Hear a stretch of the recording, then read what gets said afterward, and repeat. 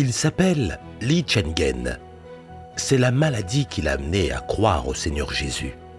Et par la suite, il a été guéri. À cette époque, il parcourait le pays, guérissant les malades, chassant les démons et prêchant le salut du Seigneur Jésus. Après avoir accepté l'œuvre de Dieu Tout-Puissant des derniers jours, il a prêché l'Évangile avec zèle et établi de nombreuses églises en se croyant approuvé par Dieu. Ce n'est que lorsque le jugement et la discipline de Dieu se sont abattus sur lui qu'il a vraiment appris à se connaître.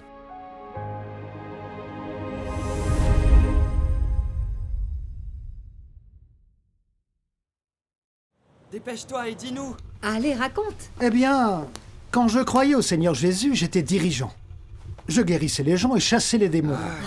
Le Saint-Esprit faisait une grande œuvre. Oui. Je chassais les démons d'un seul coup.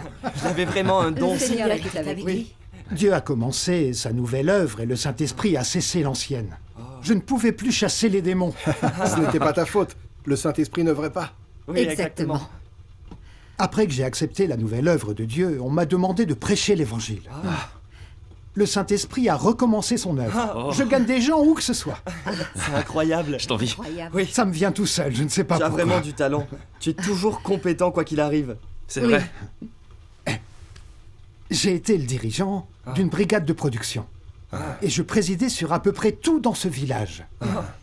Pas de mariage ni d'enterrement sans moi. Tout le monde me respectait. Puis j'ai commencé à croire au Seigneur. Et j'ai quitté ce rôle. Je vous le donne en mille. Quoi donc? Tous ont pensé que c'était dommage. Ah ouais, était-ce Croire au dommage. Seigneur, c'est merveilleux. Oui, vraiment. Précisément. Ce n'est pas dommage du tout. En effet. La foi mène au royaume des cieux. Être chef de brigade aussi. Certainement pas. Au royaume des cieux, on jouit de bénédictions, n'est-ce pas? Croire en Dieu apporte de grandes Dans le bénédictions. futur, on sera tous des enfants victorieux. Comparé à ça, un chef de brigade, ce n'est rien. Exactement. Bonjour. Bonjour. Tout le monde est là. Bonjour, Sœur Liu. Frère Lee, Viens, réchauffe-toi. un froid glacial. Venez vous réchauffer. Merci. Alors, frère Lee, ces derniers temps, tu as eu beaucoup de nouveaux venus, n'est-ce pas? En effet, le Saint-Esprit a fait une grande œuvre récemment. Et les gens se sont précipités pour rejoindre l'Église. Exactement. Comment se passe le travail d'abreuvement? Et qu'en est-il du suivi? Ont-ils reçu un échange clair sur toutes les vérités concernant les visions? Sont-ils sûrs que c'est le vrai chemin? De l'eau chaude. Merci. S'ils entendent des rumeurs ou sont troublés par des pasteurs, est-ce qu'ils pourraient se retirer? L'abreuvement, je les abreuve constamment, sans cesse. Les vérités des visions, ce sont les 3 étapes de l'œuvre de Dieu, non? Oui, je leur ai dit tout ça. Je leur ai envoyé les livres. Pourquoi douteraient-ils?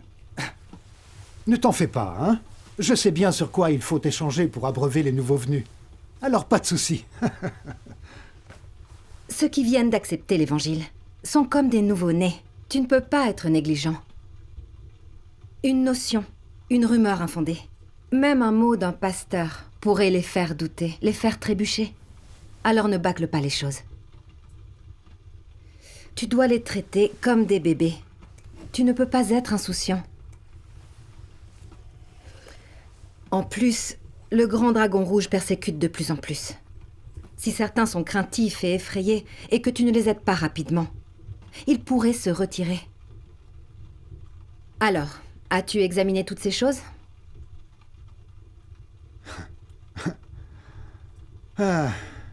Je prêche depuis si longtemps. Alors, j'ai beaucoup vu ces choses-là. Je ne peux pas dire que j'ai été dans 10 provinces pour prêcher l'Évangile, mais je suis allé dans 3 ou 4. J'ignore dans combien de villes et de villages je suis allé. Sans parler du nombre de personnes que j'ai gagnées. Si ce n'est pas 10 000, c'est au moins 3 à 5 000. Ça alors 3 à 5 000 C'est beaucoup de monde. C'est énorme. Les livrets d'arrangement de travail décrivent clairement les points clés pour prêcher l'Évangile. Quel travail faire et le fait d'assurer le suivi des nouveaux venus. Je pourrais les réciter les yeux fermés. Il s'est vraiment donné du mal pour ça. Oui. Sœur Liu, tu ne le sais peut-être pas encore, mais je crois au Seigneur depuis plus de 20 ans. En travaillant et en prêchant, j'ai rencontré bien plus de gens que toi. Tu sais, quand j'ai commencé à prêcher l'évangile, tu ne l'avais pas encore accepté, hein? Alors, ne t'inquiète pas de la façon dont j'abreuve le nouveau venu, hein? Parmi nous, c'est le frère Lee qui a gagné le plus de gens en prêchant l'évangile. Il est très doué, il a l'esprit vif. Oui. Et les nouveaux adorent l'entendre parler. C'est vrai. Oui. Il est bien accueilli partout où il prêche, et il gagne des gens presque à chaque fois. Le Saint-Esprit œuvre toujours en lui. Oui. Tout à fait. Absolument. Dans l'église, tu donnes des instructions. Mais prêcher l'évangile sur le terrain, c'est différent. Certes, ce n'est pas facile. Il y a toutes sortes de gens difficiles. Sans parler des risques. Tu dois faire face à toutes sortes d'énigmes et de notions. Si tu n'es pas capable de les résoudre, peux-tu gagner des gens? Non, ça serait dur. Oui, oui. Vous savez, ces dernières années, j'ai résolu toutes sortes d'énigmes et de notions. Quand il s'agit de gens religieux, tu dois te montrer persuasif et convaincant. Ah, Frère Lee! Frère Lee, mauvaise nouvelle! qu'est-ce qu'il y a? Tu es très agité, calme-toi. Au village de Liu, presque 20 nouveaux venus se sont retirés à cause de rumeurs. Quoi? Ils se sont retirés? Et leur pasteur perturbe les autres. Réfléchis à une solution. Qu'est-ce qu'on doit Vous allez faire? très bien, non? Allez-y, jetez un coup d'œil. Qu'est-ce qui a pu se passer? Comment c'est arrivé? Comment ça a pu arriver? Peut-être que tu fais erreur, hein? Allons vite jeter un coup d'œil. Oui, allons-y, jetez un coup d'œil. Ils avaient l'air sûrs de cette voie. Ils avaient commencé à prier Dieu Tout-Puissant. Ils savent que les rumeurs et la propagande négative sont fausses. Et j'ai échangé sur les vérités des visions. Comment ont-ils pu se retirer comme ça? Ce n'est pas possible. Il y a peut-être autre chose. Tu disais qu'ils étaient sûrs et qu'ils ne se retireraient pas. Tu te vantais il y a un instant. Je pense que tu es vraiment trop arrogant.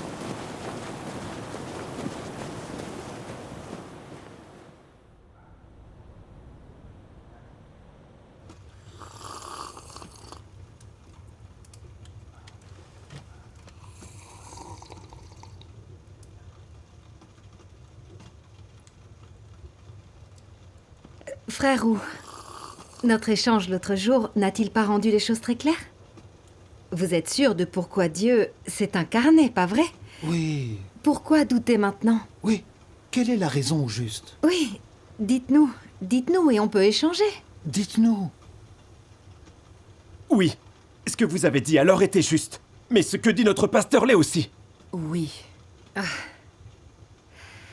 Frère Roux, tu as un si bon calibre. Tu ne peux pas arrêter de croire comme ça à cause de quelques doutes. C'est vrai. Tu ne peux pas traiter la foi comme un jeu, n'est-ce pas? Si tu ne comprends pas quelque chose, asseyons-nous et échangeons à ce sujet. Oui, échangeons à ce sujet. On dit que plus on en discute, plus la vérité devient claire. Pas vrai? Allez, asseyons-nous. Asseyons-nous et parlons. Allez, frère Roux. Ce que tu ne comprends pas ou ce qui te fait douter, résolvons-le avec les paroles de Dieu. Viens et échange avec nous. Allez, Allez, assieds-toi. allez, assieds-toi. assieds-toi. Allez, assieds-toi. Assieds-toi. Le plan de gestion de Dieu est le plus grand mystère pour toute l'humanité. Personne ne pourrait tout comprendre du jour au lendemain. Oui, Ce n'est rien si tu ne comprends pas. Lis plus les paroles de Dieu. Tout est expliqué là-dedans. oui, frère Roux.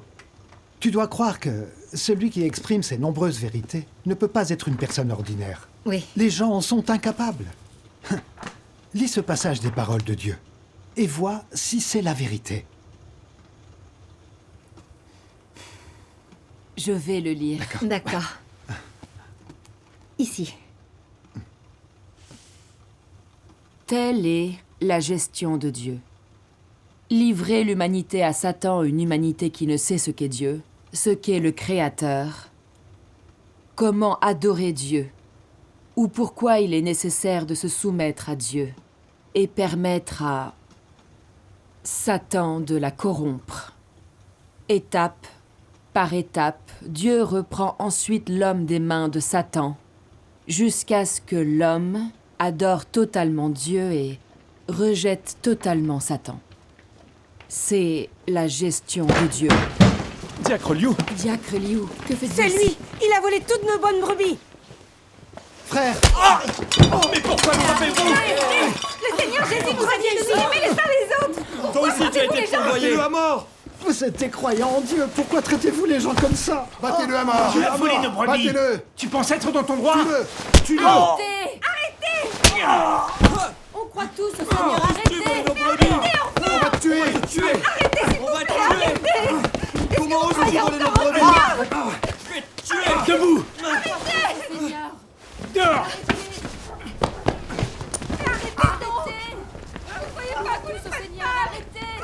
On peut en parler. Je ne crois pas que tu vas sortir de là vivant aujourd'hui.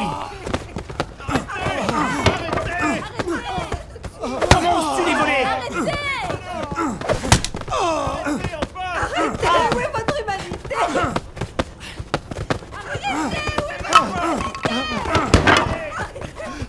Arrêtez, vous allez me tuer! Comment oses-tu voler nos brebis? Je vais te tuer. Comment oses-tu voler nos brebis? Je vais te tuer. Comment oses-tu voler nos brebis?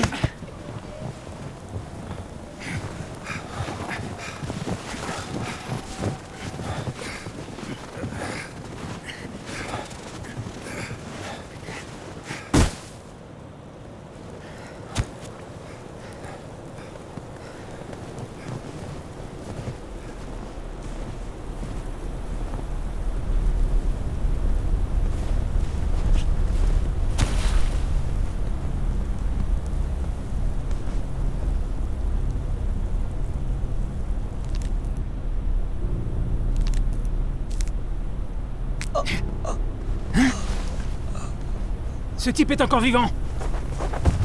Je vais te tuer. Je vais te tuer. Je vais te tuer.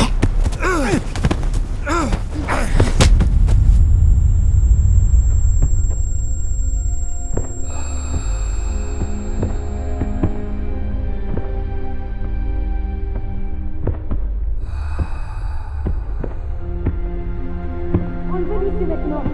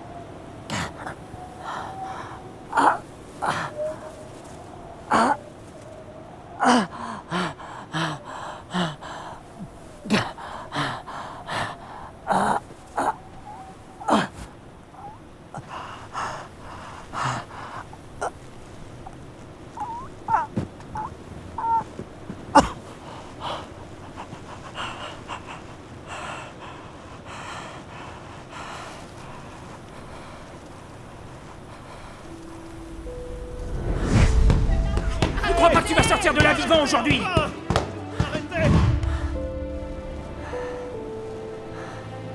Je crois au Seigneur depuis plus de 20 ans.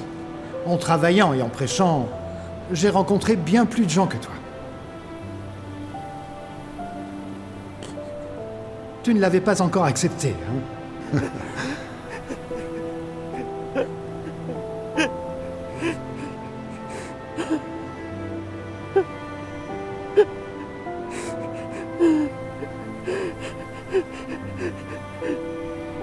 Oh Dieu Tout-Puissant.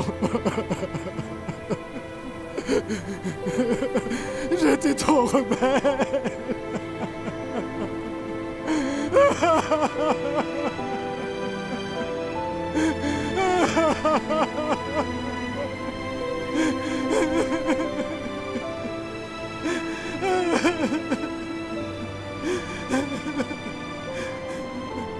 Oh Dieu.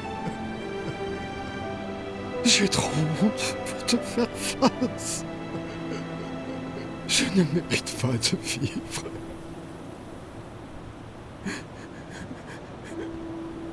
Mais je ne veux pas mourir. Je n'ai pas encore vu l'achèvement de ta grande œuvre. Je veux entrer vivant dans le royaume. Je t'en prie, pardonne mes transgressions. Donne-moi une autre chance. Dieu!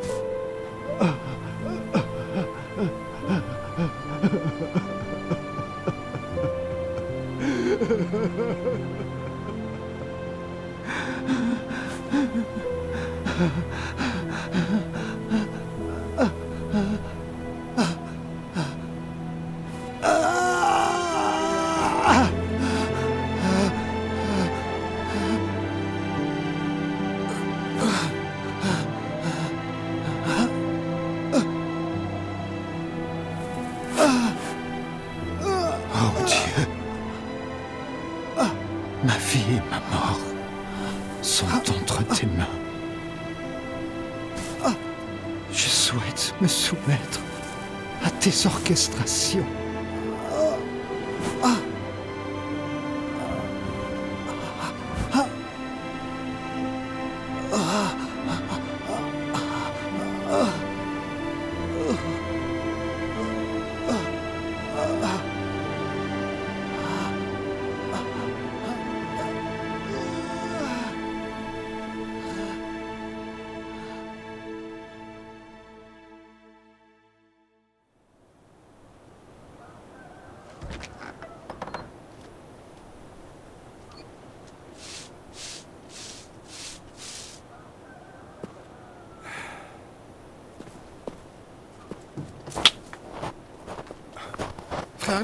Frère Lee, qu'est-ce qui t'est arrivé? Réveille-toi, réveille-toi! Frère Lee!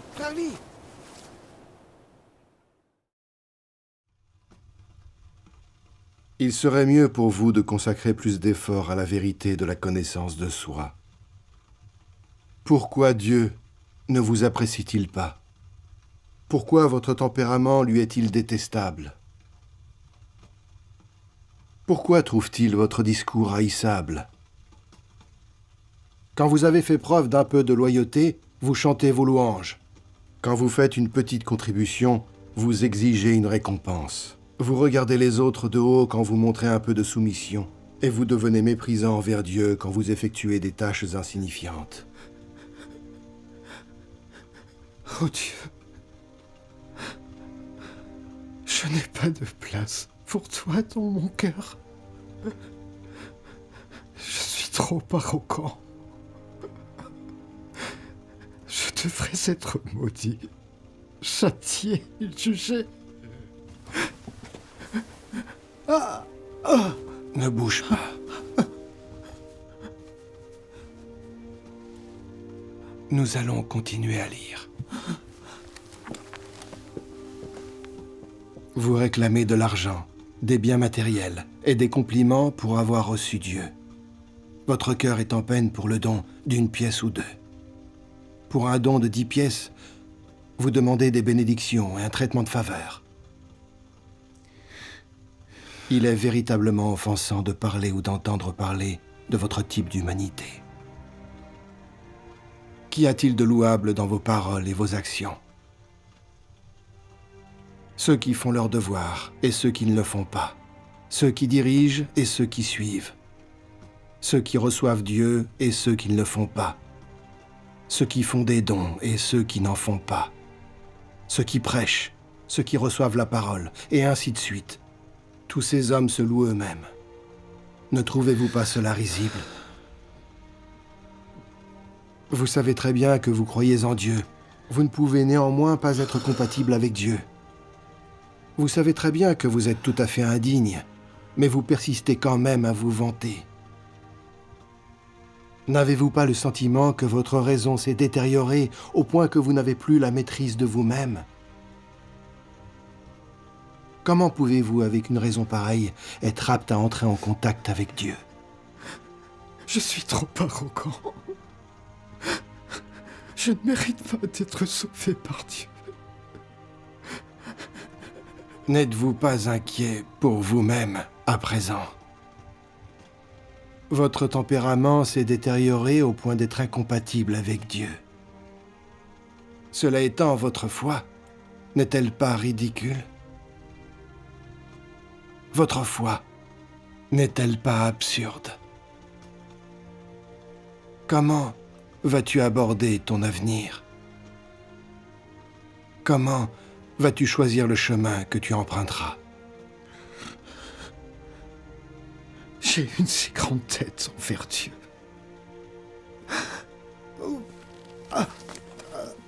Aide-moi. Doucement.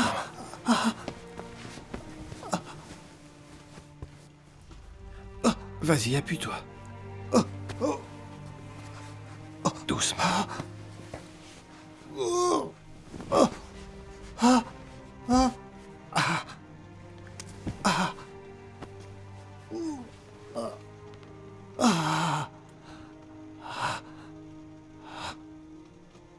Je suis un pécheur.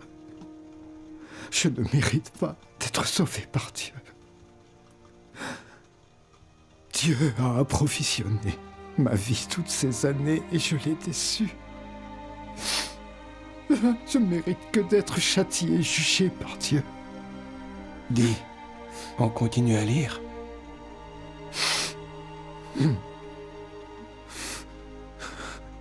J'ai rejeté les paroles de Dieu. Alors je mérite d'être détruit. Je ne mérite pas de vivre. Je devrais mourir.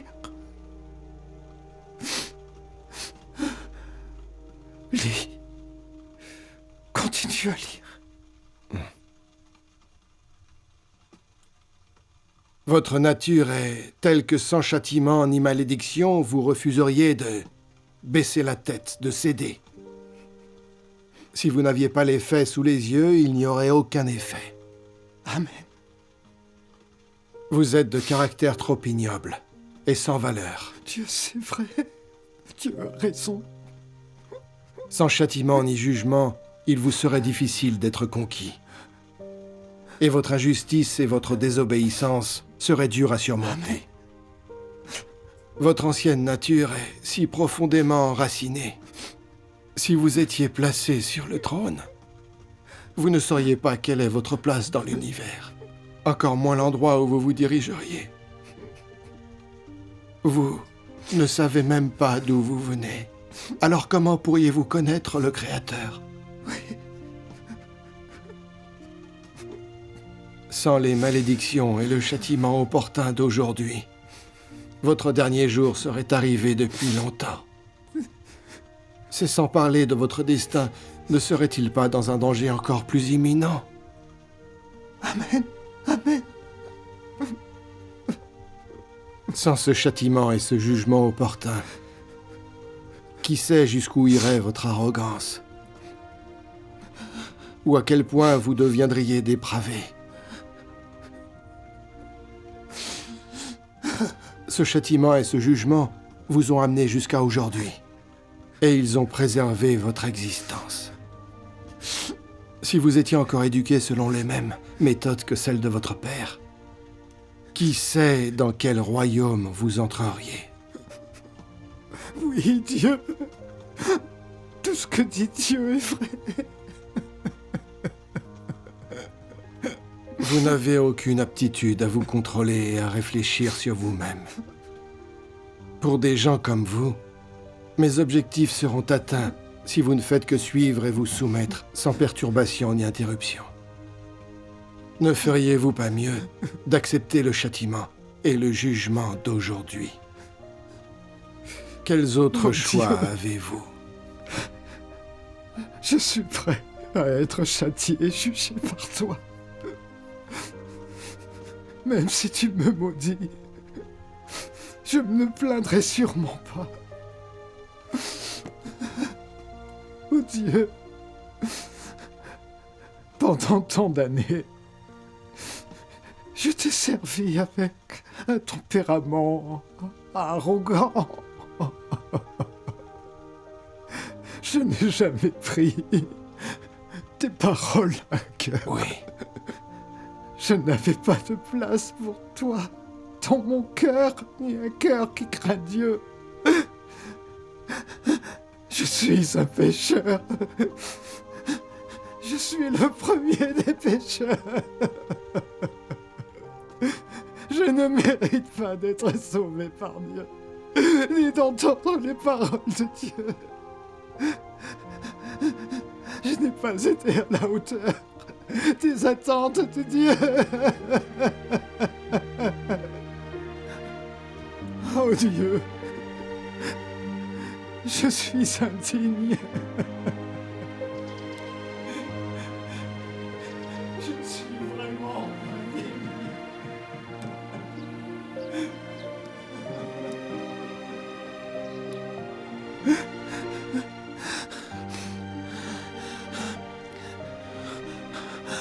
Oh Dieu,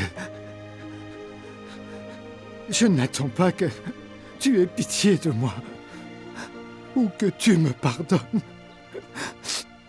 Je vais me repentir et prendre un nouveau départ. Amen. Je te demande seulement que ton châtiment et ton jugement m'accompagnent. Que tu me châties et me disciplines. Et que tu me permettes de me soumettre à toi et à tes paroles. Et de ne plus me rebeller contre toi. Amen. Oh Dieu.